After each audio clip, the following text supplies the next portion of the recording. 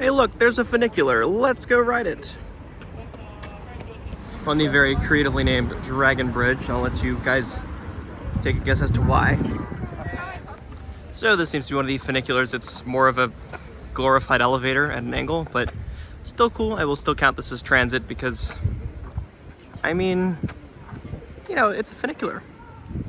Naturally, we're boarding at the ground station, which is pretty simple. Yeah, let's go buy tickets, I guess. So we do have to wait in line, but they do have automated countdown until departure.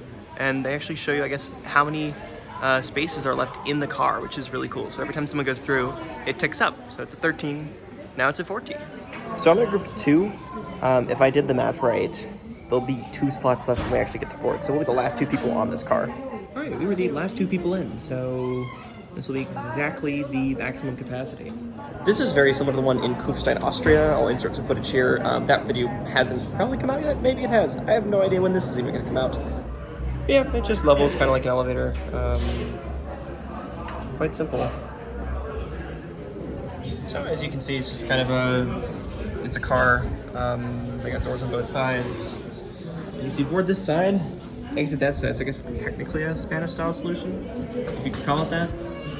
Pretty spacious though. It's a pretty large cabin.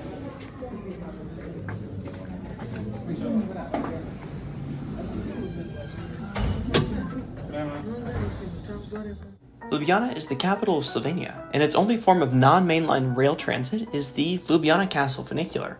Ljubljana did formerly have a tram system, but it ceased operation in 1958, and now, for the most part, the city just uses buses, which I'll hopefully talk more about in a future video. The funicular, however, has an interesting history of its own, going back all the way to 1897, when Ljubljana Mayor Ivan Hribar suggested connecting the city to the castle via some sort of publicly accessible transportation. The city bought the castle site in 1905, presumably with at least some sort of intent to improve access to the castle, but it took a century for them to actually build something. The Ljubljana Castle Funicular opened in 2006, and according to the passenger count on the website, it's transported somewhere between 6 and 7 million passengers throughout its operational history so far. Journey times between the 2 stations are as quick as 60 seconds, so the singular funicular car can run as frequently as every 4 minutes, running up to 15 times per hour, carrying up to between 28 and 33 people on each trip. It runs 7 days a week during the castle's opening hours. The floor's just open between the cracks. It's kind of fun. The track is only 118.2 meters long, with the castle station 70.15 meters higher than the city station. And I just have to give a shout out to the Ljubljana Castle for making this information easily available on signs or on their website.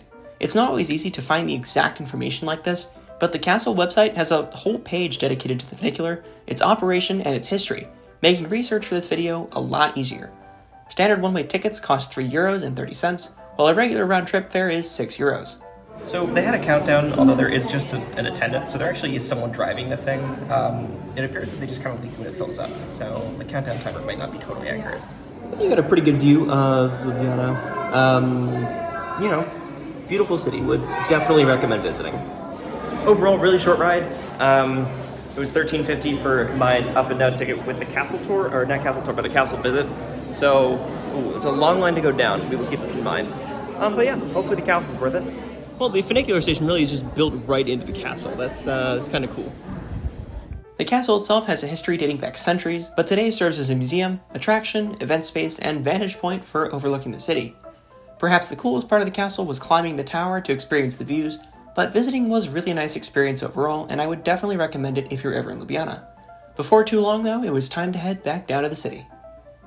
They let you take more people down than when going up, which makes total sense.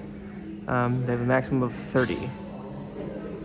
On the way back down, I was fortunate enough to get a spot along the outwards-facing window of the funicular, and the views did not disappoint. It seems they designed the funicular with good views in mind, as there are windows on every side, and the operator stands in the middle, not blocking anyone's view along the side of the car. But the good views can't last forever, and we very quickly arrive back at the lower station. Alright, so that was the Ljubljana funicular. I enjoyed it. Pretty quick ride, about like a minute up, minute down. Not bad. Carries more people down than going up, which makes sense because gravity's a thing. Castle's all the way up there. Pretty cool. Would recommend visiting. It's a little pricey. In my opinion, you get much better value at a place like Kufstein. Talk about, you get the funicular, a ton of museums, like tons of just information. Here it was pretty good. Some stuff was closed, which is a little disappointing. But other than that, pretty worth it, I'd say. With all that being said, thank y'all for watching. I definitely recommend the Funicular and the castle, both are great. And Ljubljana is just a beautiful city and worth visiting in general. I'll hopefully get a video out at some point on Ljubljana's other and much more common transit mode, but that'll probably be quite a ways down the line. Like, comment, and or subscribe if you enjoyed, and I'll see y'all in the next one.